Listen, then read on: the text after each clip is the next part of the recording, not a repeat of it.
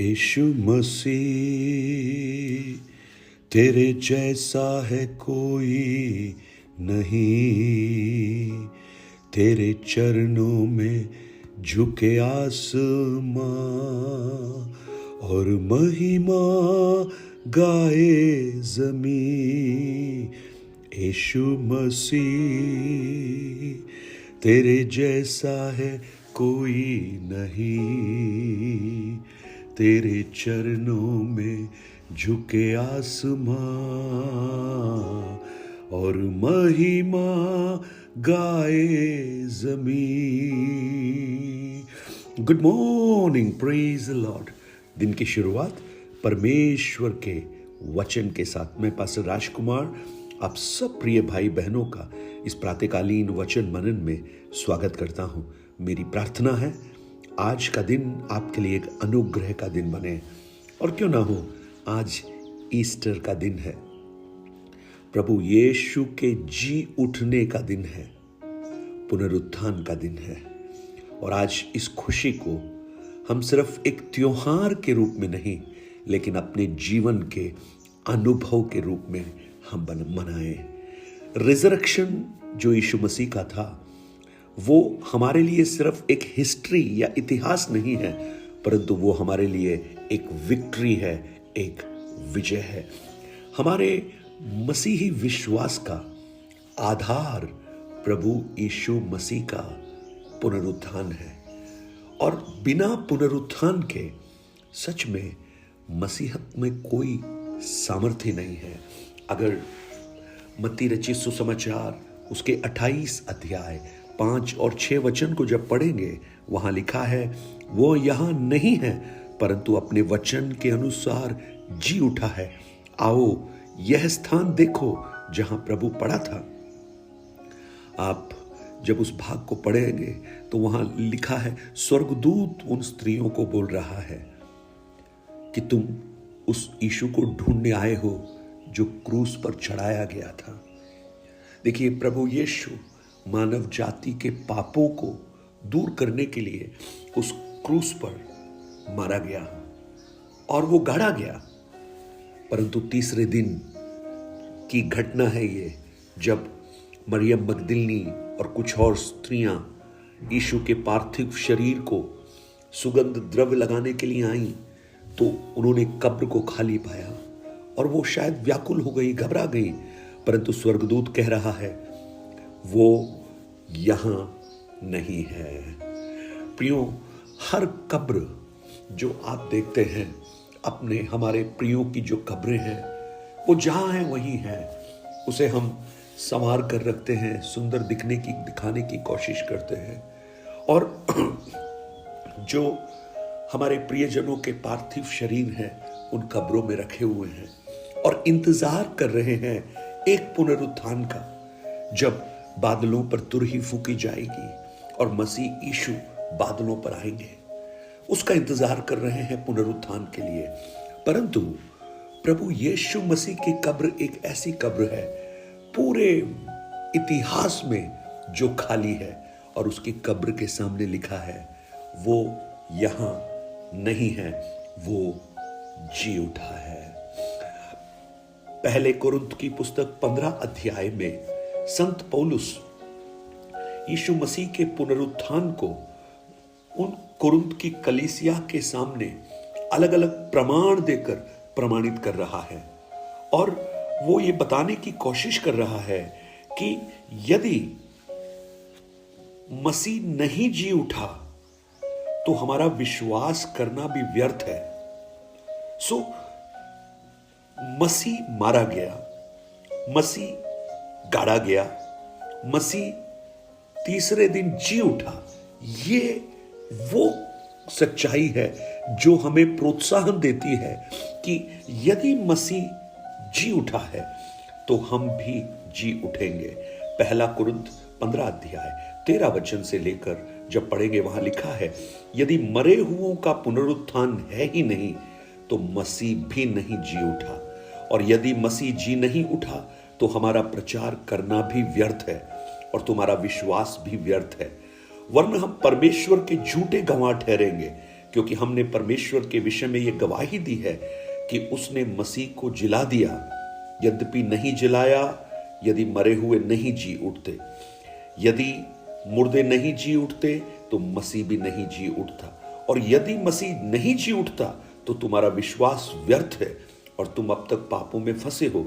परंतु जो मसीह में सो गए हैं वे नाश हुए हैं, परंतु सचमुच मसीह मुर्दों में से जी उठा है, और जो सो गए हैं उनमें पहला फल हुआ है। आज जब इस ईस्टर, इस पुनरुत्थान के दिन को आप मना रहे हैं, तो ये वो दिन है जो हमें एक धन्य आशा देता है, जो हमारे जीवन में इस बात को संचार खुशी देती है कि हमारा मसीह जी उठा है। आप उस क्रूस पर लटके हुए डाकुओं में से एक कहता है, उसको ये सच्चाई समझ में आई, प्रभु जब आप अपने राज में आए तो मुझे भी स्मरण करना।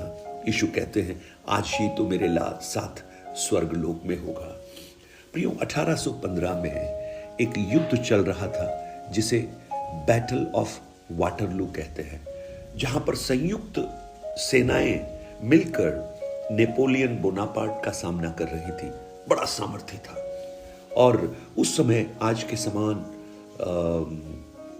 मीडियाज नहीं थे, संचार के माध्यम नहीं थे, इसलिए जो संदेश थे वो जहाजों पर भेजे जाते थे, और जहाजों पर आने के बाद जो बड़े चर्च था, कैथेड्रल, उसके वहां एक बोर्ड पर लिख दिया जाता था कि संदेश क्या है। जब लोग इंतजार कर रहे थे कि हमें पता लगे कि युद्ध की स्थिति क्या है, तो एक दिन एक संदेश आया, और वो संदेश उस चर्च के बोर्ड पर लिखा गया। और वो दिन काफी फॉगी दिन था। फॉगी बोले तो धुंध बहुत थी।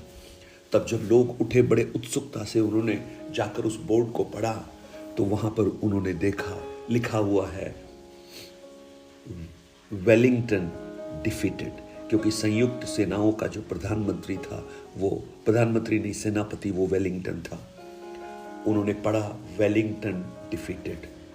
पूरे देश में मायूसी छा गई, निराश हो गए, हमारा देश पराजित हो गया। और जब पूरे देश में मायूसी की लहर छा गई थी, लोग निराश हो गए थे, क्योंकि अब उन्हें लग रहा था शत्रु कभी भी हम पर आक्रमण कर कर हमें नेस्तनाबूद कर देगा। तभी एक छोटी लड़की जो उस बोर्ड को गौर से देख रही थी, उसने देखा कि जो धुंध है, जो फॉग है, वो थोड़ा हटना शुरू हो गया है। तब उसे उत्सुकता हुई, उसने फिर से उस बोर्ड को देखा, तो जो लिखा था वेलिंगटन डिफीटेड, उसके बाद कुछ और दिखाई दिया, कुछ और अल्फाबेट्स उसे दिखाई दिए। वो बड़ी कौतूहलता से उसको देखने लगी, और जब उसने देखा वो फॉग जैसे जैसे धीरे धीरे कम हुआ, तो वहां सिर्फ ये नहीं लिखा है वेलिंगटन डिफीटेड, परंतु लिखा है वेलिंगटन डिफीटेड नेपोलियन। और जैसे ही उसने ये खबर पढ़ी, वो तुरंत खुशी से उछल गई, और उसने जाकर सबको ये कहा कि वेलिंगटन पराजित नहीं हुआ है, परंतु उसने शत्रु को पराजित कर दिया है। प्रियो, यही ईस्टर की कहानी है, यही पुनरुत्थान की कहानी है। जब क्रूस पर यीशु को लटकाया गया, जब रोमी सम्राट ने उसे उस कब्र के अंदर रोमी मोहर लगाकर बंद कर कर सैनिकों के पहरे में उसे छोड़ दिया, तो सबको ऐसा लगा कि सब कुछ खत्म हो गया है।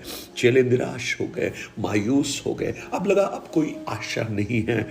ऐसा लग रहा था मानो एक कोहरा सा छा गया है, कुछ दिखाई नहीं दे रहा।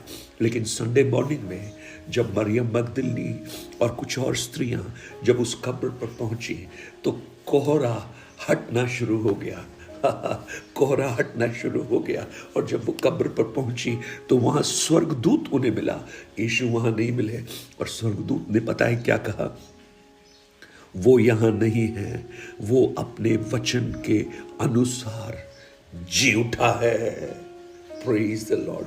आज मुझे सुनने वाले मेरे प्रिय भाई बहन, आप कल्पना कर सकते हैं कि मरियम और वो स्त्रियां जो उस सुगंध द्रव्य लेकर यीशु को लेप लगाने के लिए आई थी, उनका हृदय कितना आनंद से भर गया होगा। इस खुशी की खबर को सुनकर कि उनका गुरु, उनका स्वामी जिससे वो प्रेम करते थे, वो मरकर कब्र में सिर्फ कब्र में पड़ा हुआ नहीं रहा, परंतु कब्र को हराकर, मृत्यु को हराकर, मृत्यु के डंक पर विजय पाकर वो जी उठा और आज भी जीवित अपने भक्तों की प्रार्थना को सुनकर उत्तर देने वाला प्रभु है। आज अगर आपके जीवन में वो क्रूस की निराशा है, तो मैं कहूं पुनरुत्थान की आशा भी उसके साथ जुड़ी हुई है। सुसमाचार केवल ये नहीं है कि यीशु क्रूस पर मारे गए, लेकिन पूरा सुसमाचार यह है कि मरा हुआ यीशु तीसरे दिन अपने वचन के अनुसार जी भी उठा है।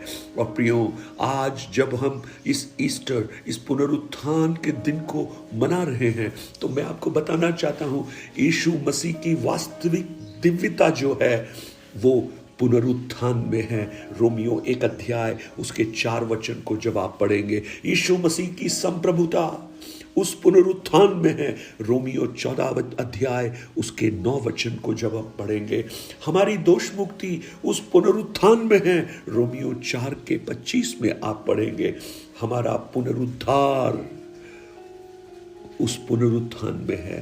पहला पत्रस 1 के 3 में आप पढ़ेंगे, और हमारे लिए जो उसने किया वो मृत्यु पर जय पाकर वो हमेशा के लिए जी उठा। और ये एक बहुत ही उत्तम नमूना है जो पहला कुरिन्थ में 15-20 वचन में पौलुस कहता है, परंतु सचमुच मसीह मुर्दों में से जी उठा है और जो सो गए हैं उनमें पहला फल हुआ है। आपको मालूम है, जब पहला फल होता है उसके बाद बहुत फल होते हैं। यानी यीशु जो मुर्दों में से जी उठा है वो पहला फल है, और आने वाले दिनों में बहुत से फल होंगे, बहुत से पुनरुत्थान होंगे, मरे हुए जी उठेंगे। और पहला थिस्सलुनीकियों की पुस्तक जब उसके 4 अध्याय को आप पढ़ेंगे, वहां पर यही संत पौलुस इस बात को दिखाने की कोशिश कर रहा है, बताने की कोशिश कर रहा है। वो कह रहा है, क्योंकि वो प्रभु आप ही स्वर्ग से उतरेगा, उस समय ललकार और प्रधान दूत का शब्द सुनाई देगा और परमेश्वर की तुरही फूकी जाएगी, और जो मसीह में मरे हैं वे पहले जी उठेंगे, और हम जो जीवित और बचे रहेंगे उसके साथ बादलों पर उठा लिए जाएंगे। What a hope! क्या एक धन्य आशा उस प्रभु ने हमें दी है। आपको इस पुनरुत्थान के दिन की, यीशु मसीह के पुनरुत्थान के दिन की बहुत बहुत शुभकामनाएं। आपको ये त्योहार मुबारक हो, और ये सिर्फ एक दिन की खुशी नहीं, एक इतवार की खुशी नहीं, हर एक विश्वासी के जीवन में हर दिन की खुशी हो कि मेरा यीशु मरा हुआ नहीं है, मेरा यीशु जिंदा यीशु है। स्वर्ग पिता, हम आपको धन्यवाद देते हैं आपके उस पुनरुत्थान की सामर्थ्य के लिए। हम विश्वास करते हैं जैसे आप मरे हुओं में से जी उठे, हम भी एक दिन मरे हुओं में से जी उठेंगे और आपके साथ हमेशा हमेशा स्वर्ग में रहेंगे। प्रभु, आज इन वचनों को सुनने वाले मेरे प्रिय भाई बहन, उनके जीवन में ये खुशी हमेशा की हो प्रभु, हर दिन की हो, और आप हर एक को अनुग्रहित कर यीशु के नाम से मांगता हूँ, amen amen. God bless you. परमेश्वर आपको बहुत आयास से आशीष दे। 9829037837 पर आप अपनी प्रार्थना, निवेदन और गवाहियों को हमसे शेयर कर सकते हैं और इन वचनों को औरों तक पहुंचाकर इस सेवकाई को सहयोग कर सकते हैं। Have a blessed day. God bless you.